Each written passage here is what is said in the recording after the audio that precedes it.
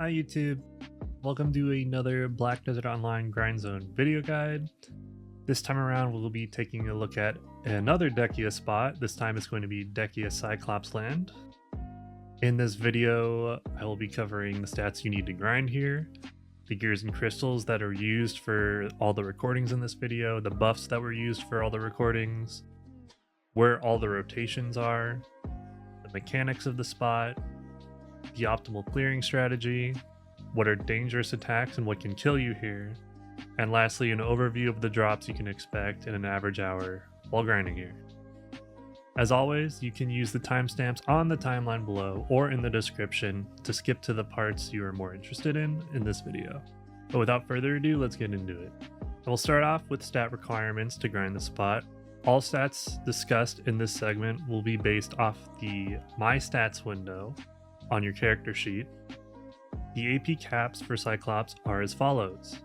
The 100% cap starts at 911 total AP, and the zone has a 70% soft cap starting at 1000 total AP. If you don't know what total AP is, you can find your total AP by opening up the My Stats window and adding your Awakened or main hand AP, depending on the spec you chose, to your extra AP against monsters to get your total AP.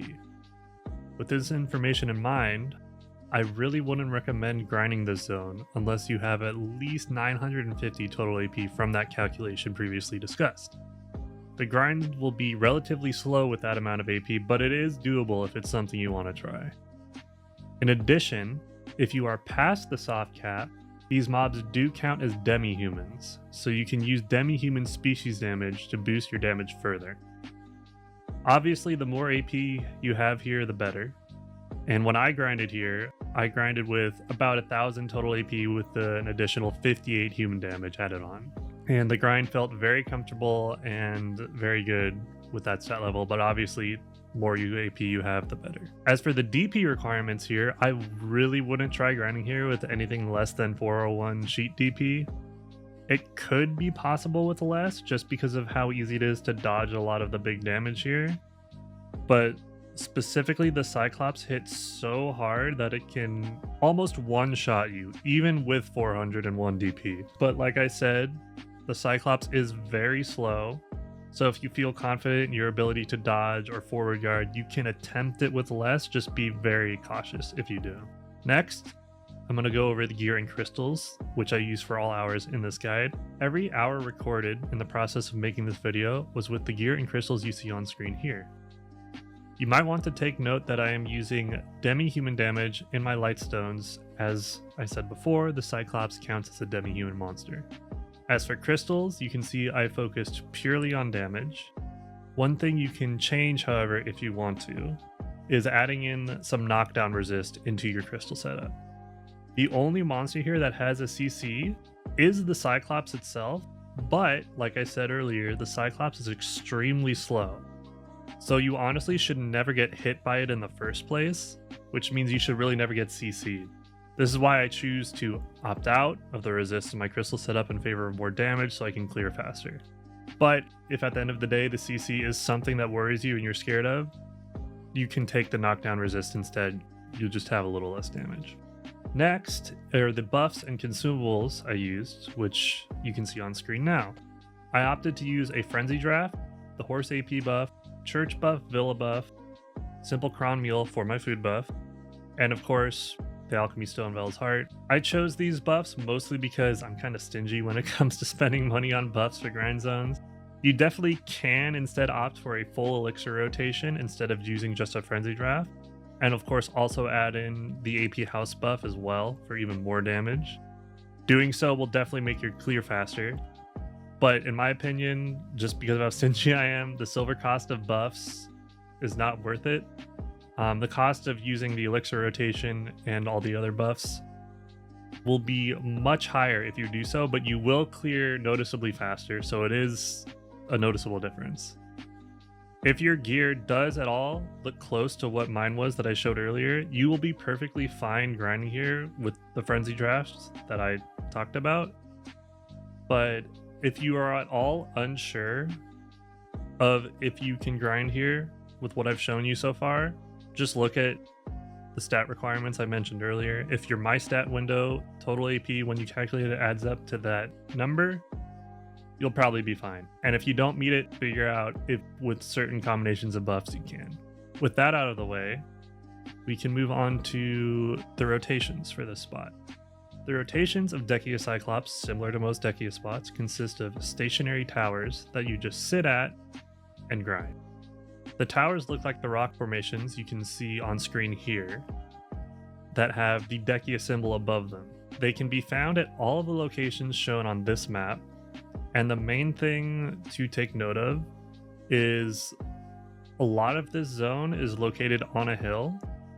So if you are a class that has problems with y-axis or height difference, where if things are above or below you, your damage just misses because the hitbox isn't big enough, you may not be able to grind certain rotations because they may be on too steep of an incline. The rotations on this map that are marked by a green circle are placed on much more flat ground, so that'll be less of an issue at those spots. And those that are marked with a red circle are on a bit more of a steep incline, so you may want to consider not going there if your class does have those issues. So just keep that in mind when you're choosing your rotation. Next up, we'll start getting into the nitty-gritty. We're going to start talking about the mechanics of the zone. So first I want to go over how rotation works here in general. So at Dehkia Cyclops, each rotation consists of 2 waves of spawns, or 2 phases, depending on how you want to look at it. The first is the Cyclops itself, which will spawn along with a few gargoyles. Once the Cyclops dies, and you've completed that wave, the next wave or phase will trigger. This one consists of large waves of gargoyles that will continuously spawn for around 2-ish minutes. I didn't time it exactly. You can expect it to last around that long. This second wave is entirely time-based, and the amount of gargoyles you spawn will increase based on how quickly you kill them. So the faster you kill the gargoyles, the more trash you will get because they'll spawn more. The gargoyles themselves are extremely squishy and will usually die in 1 to 2 skills. So it's nothing too crazy. You just throw as many skills as you can. And after the time limit is up, the rotation will reset, or the phases will reset, and the Cyclops will respawn and it will start the same pattern over again. That is the basic summary of how this spot works. So now we're going to get into some more detailed mechanics on like what the mobs actually do and things that you have to keep an eye out for. So the Cyclops has 4 mechanics that you need to worry about. The first one I want to talk about, which is probably the most in-depth, is the eye laser mechanic. The Cyclops has an attack pattern where he will lean back and start glowing orange, and after this he will turn to face his target and shoot a laser from his eye, as you can see on the screen in this example. During this attack, he will be in forward guard and deal a large amount of damage to everything in front of him. There are 2 options when it comes to dealing with this attack. The first is to simply get behind him and use the long animation for a large amount of free back attacks. The second is to hit into the forward guard. After dealing enough damage to his guard as seen on screen, a message will appear saying you critically injured his eye. This causes him to be stunned for a few seconds. The main benefit of injuring the eye, beyond the stun and getting some free damage, is during one of his other attacks, he does a large jump or leap, which you can see on screen here as well. During this leap, he is invincible, and he can CC you if he hits you with the landing, making this attack a little annoying because it just delays your DPS and makes you take longer because of the invincibility he gets. However, if his eye is injured, when he lands from this jump, instead of successfully landing, he will trip and fall over, which makes him essentially knocked down, like you see on screen now. And this leaves him CC'd for a few seconds and allows you to get free down attacks on him. There is a trade-off for injuring his eye to get this effect, however, and that is once you injure his eye, he will gain an AP buff that will last until he dies. So this obviously makes him more of a threat and can make him a little more scary because he's hitting harder.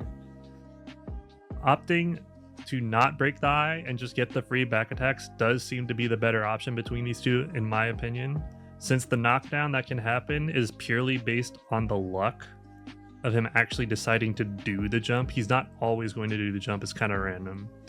So it's better to just take the guaranteed back attacks over a chance at down attacking him if he decides to do that specific attack.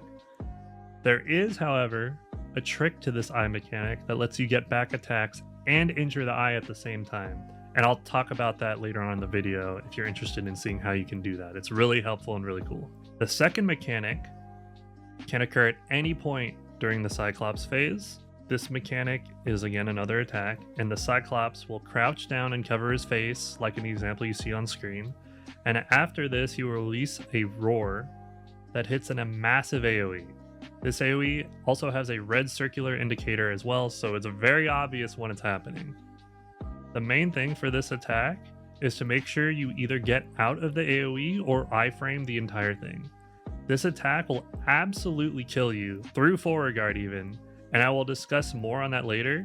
Just know that this is something you do not want to mess with. The third mechanic occurs only when the Cyclops is taken down to roughly 15% HP. At this point, he will interrupt any animation or attack he is doing and perform the exact same roar discussed in the previous mechanic. However, during this attack, a message will appear which says, "The Cyclops absorbs the life of the gargoyle." What this unique roar does is if the attack finishes, he will heal himself for about 15% of his HP while also killing all the gargoyles around him. And that essentially also stops the gargoyles from spawning for the rest of the Cyclops phase. You can't interrupt this attack at all. The only thing you can really do to try to stop the heal from happening is to kill the Cyclops before the attack finishes. Just keep in mind, this attack hits just as hard as the other roar we talked about. So be a little careful if you're going to try to do that, because it's definitely not worth dying just to save maybe like 10-15 seconds on a clear. So just be careful. The last mechanic I wanted to go over for the Cyclops can happen at any point during the fight, but it does tend to usually happen when the Cyclops is below that 15% HP threshold. This mechanic is indicated by a message that appears on screen that says the Cyclops is trying to eat the emergency food. After this message appears, he will take out a piece of food from his belt and start eating it. If he successfully eats it, as you see on screen, he will glow green and heal for about 20% of his HP, which is a big chunk, and obviously when he heals it means you're clearing slower. This mechanic is simply a DPS check, so all you have to do to interrupt it is once he takes enough damage, he will just get staggered out of it and the heal won't go off, and then the fight continues as normal, and you can see that happening on screen too. That basically covers all of the mechanics for this spot. Up next, I'm going to go over tips and tricks on how to optimize your clear and basically do optimal clears in general. Most of the optimization in this spot comes from increasing how quickly you can kill the Cyclops. In order to optimally do this, the main thing to keep in mind is to get back attacks on him as often as possible. That's kind of obvious and goes without saying. So it's really important to try to stay behind him, which isn't too hard because of how slow and lumbering he is. It is also recommended to save both your class or E buff and your Z buff for every Cyclops spawn.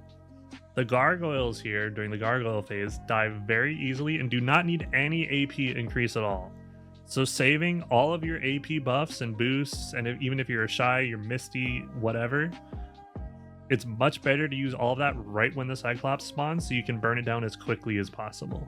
Other than that, there are two other things you can do to increase your Cyclops kill speed, which is the most important thing for optimal clearing here.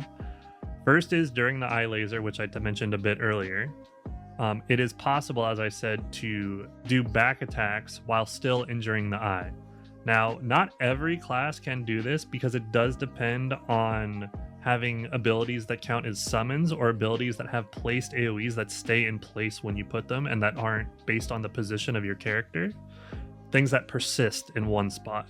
In the example on screen, you can see on my wizard, I placed Lava Field and Flames Calling in front of the Cyclops as he was preparing to do the laser, and then moved behind it.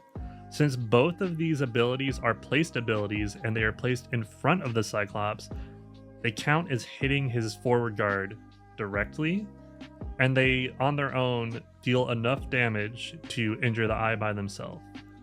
This allows me to DPS him with back attacks while still gaining the benefit of a possible knockdown later on if he chooses to do the jump. This means you don't lose DPS and you still get to break the eye.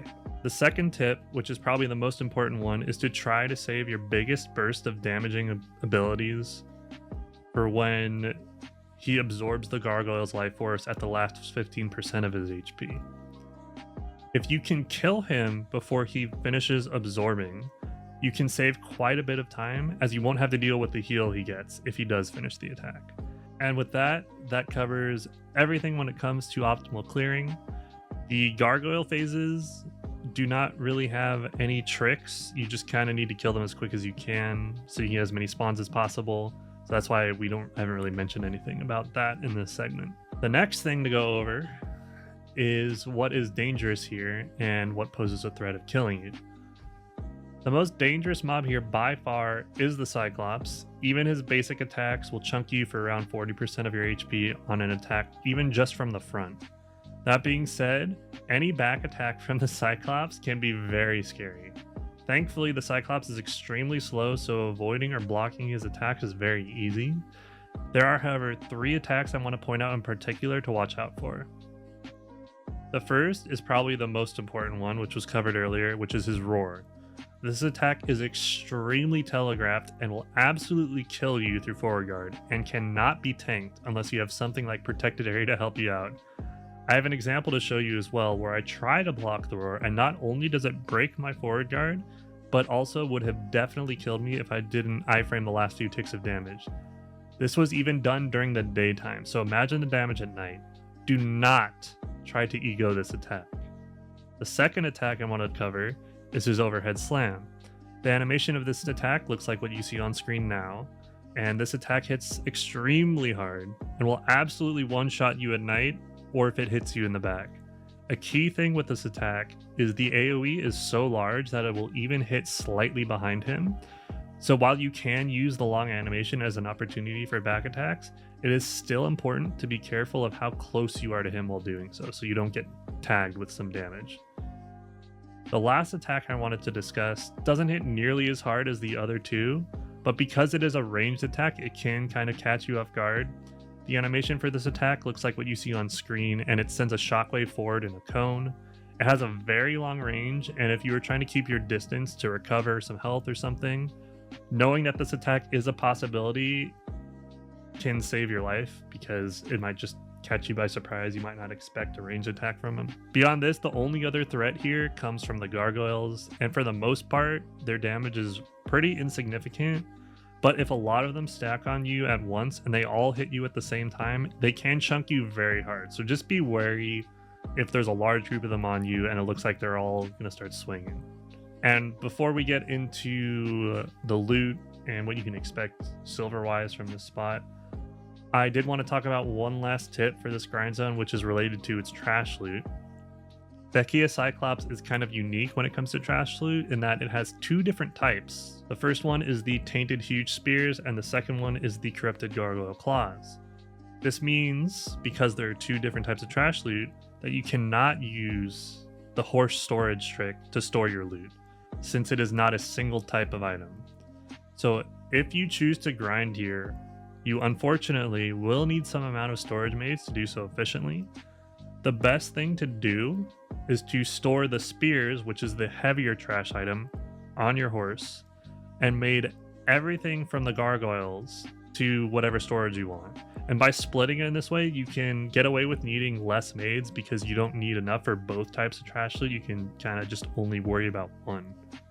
But that covers everything related to the grind itself, so we can move on to the drops and loot you can expect from the spot.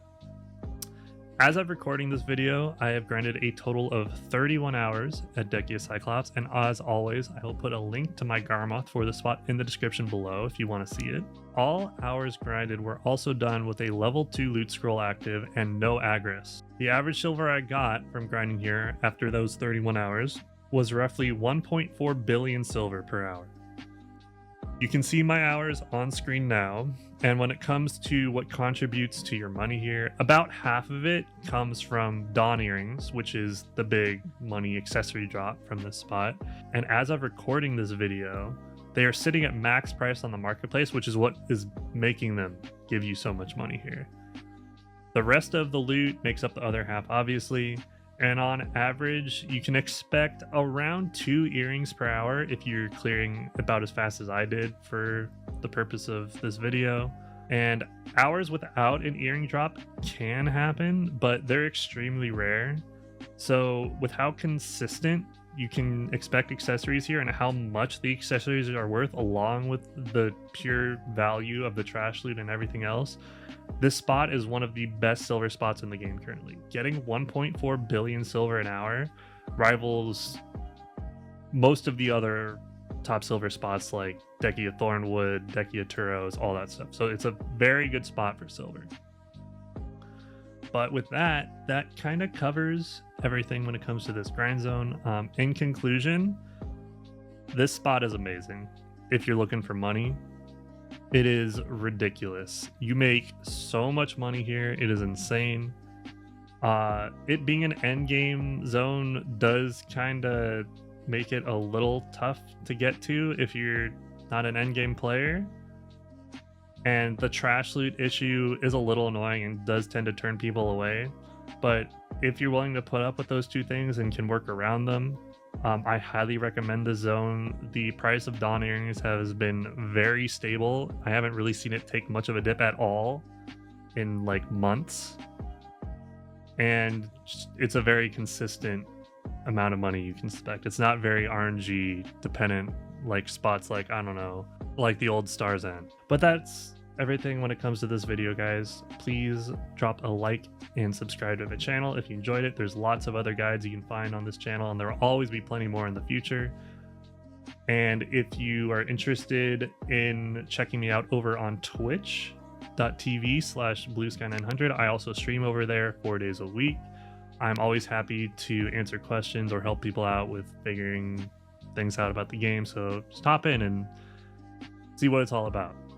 But thank you guys as always for watching, and I will catch you guys in the next video.